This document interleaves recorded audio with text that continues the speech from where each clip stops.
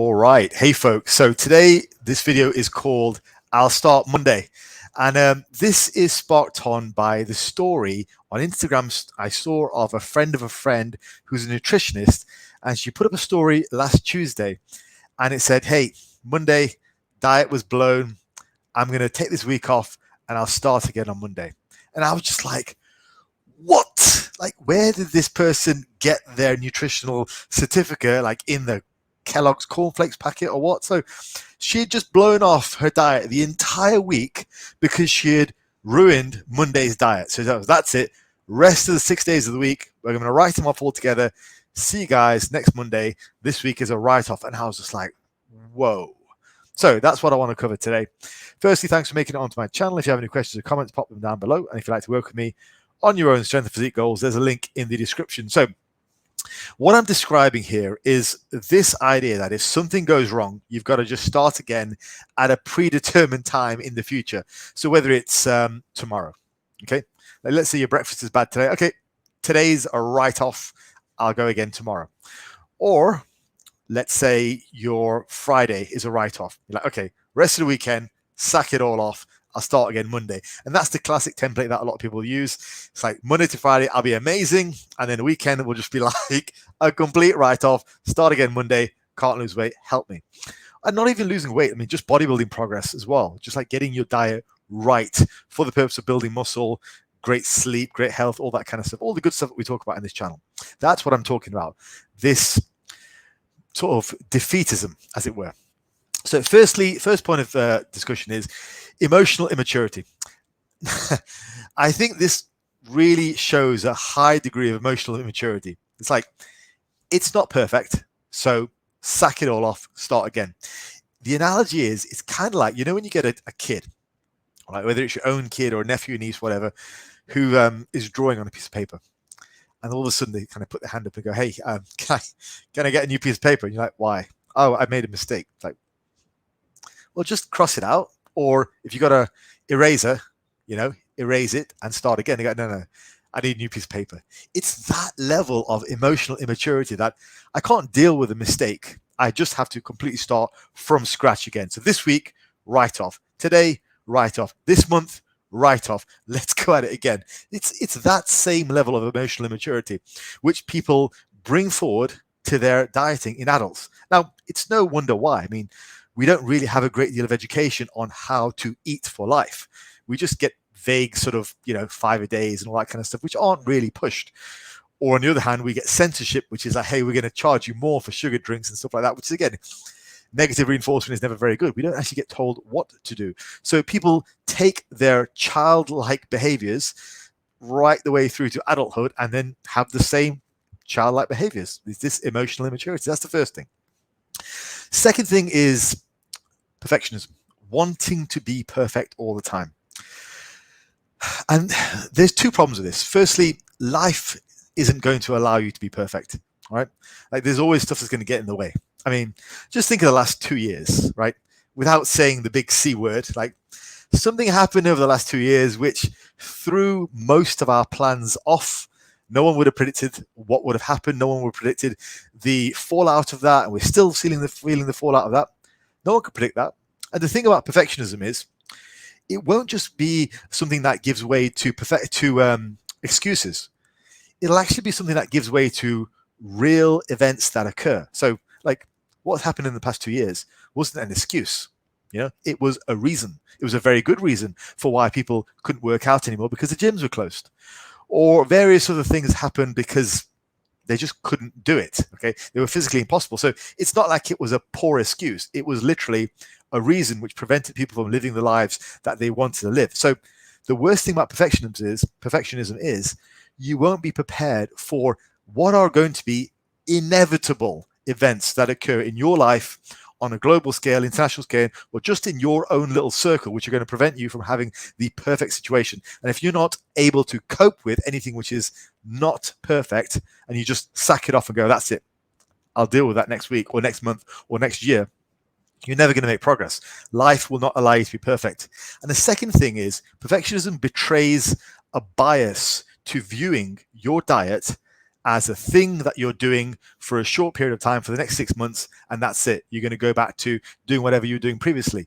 It portrays that bias because what you're thinking is, well, I want this thing that I'm doing right now to be absolutely perfect.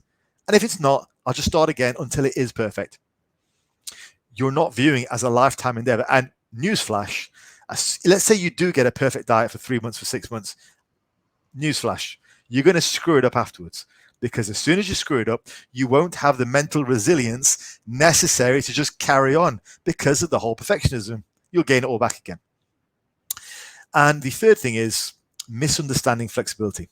I think people who do this don't actually understand flexibility. And this is something which is a bit of a pet peeve of mine, because a lot of idiot coaches out there propagate this myth that this is what flexibility is. They say flexibility is fitting stuff in your macros. They say flexibility is having rice rather than potatoes. They say flexibility is having something like sweet carbs rather than potatoes or whatever. They think that's what flexibility is. Idiotic. That's not what flexibility is at all. Flexibility is being able to go off your plan. If you're having rice instead of potatoes or whatever else, you're still on plan. You know, you're just fitting it into your macros. You're still on plan. If you fit a pizza into your macros, you're still on plan because it's still in your macros. Flexibility is going off plan entirely. Right? And it's an important distinction to make, because if you don't actually know what flexibility is, you will view any deviation as breaking your plan. When you understand that actually going off for one night or going off for one meal is part of your plan and it's acceptable to do so, and there is no shame associated with that, and you don't need to make up for it by being good all week, which is just moronic, then understand that flexibility is part and parcel of the process. Because during the course of your life, there will be events where you want to just go off plan, and that's okay. But being able to deal with that and not saying, well, I'm going to start again next year, that's where the emotional maturity comes into play. So those are three things. 1, emotional immaturity. 2, perfectionism. And 3, misunderstanding flexibility. Now, the solution to all this is actually very simple. Solution with all this is having the emotional maturity, the understanding of the plan, the understanding of flexibility to get back on your plan the very next meal. The very next meal. Because let's just break it down. How much damage can you do in one meal? Let's say you have a massively extravagant meal. We have, I don't know, 5,000 calories. Right? I mean, that's not even a meal. That's just a binge. And if you're doing that, well, you've got other problems. But you get back on your meal, the next meal, you can minimize the damage. Then you're not doing silly things like, okay, I'm going to starve myself for the next 3 days, which will then lead to another binge or another splurge or more bad feelings about the diet or a more unsustainable diet model. Let's say you just get back onto your diet the very next meal. Fine. There is no guilt attached. There's no negative feeling attached. Let's say you went off, you had a birthday party at 10, fine. Or let's say it was just a Tuesday afternoon and you went off plan for no reason whatsoever. Well, maybe have a look at what the events that led up to that plan and see, well, use it as an educational point to see what happened to lead you up to the point where you wanted to go off plan. Sometimes it's stress. Sometimes it's just you're not gotten used to your diet yet. Other times, you know what, you really just need to kick up the arse and to grow up. But at least you understand what it is and you don't have this other massive emotions and massive feelings of failure attached to it. So, very simple solution, once again, is to get back on your plan the very next meal. If you remember anything from this video, remember that, right?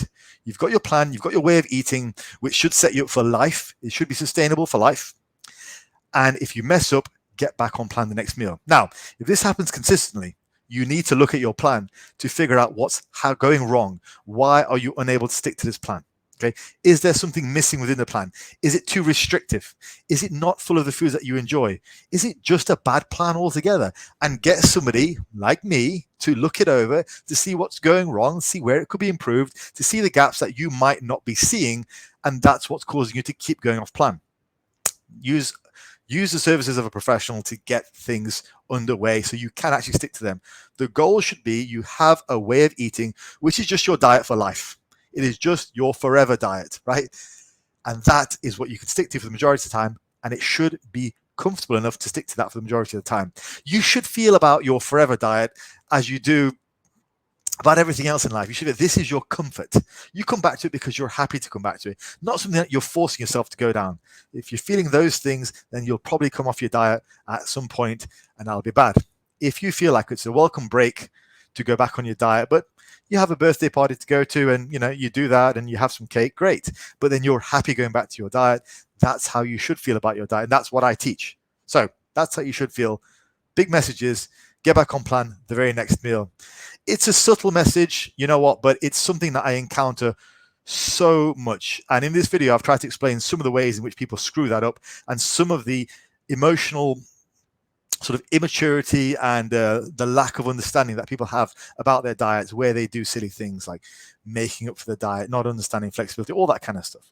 All right, folks, hopefully you found that useful. Let me know what you think, and I will speak to you next time. Take care.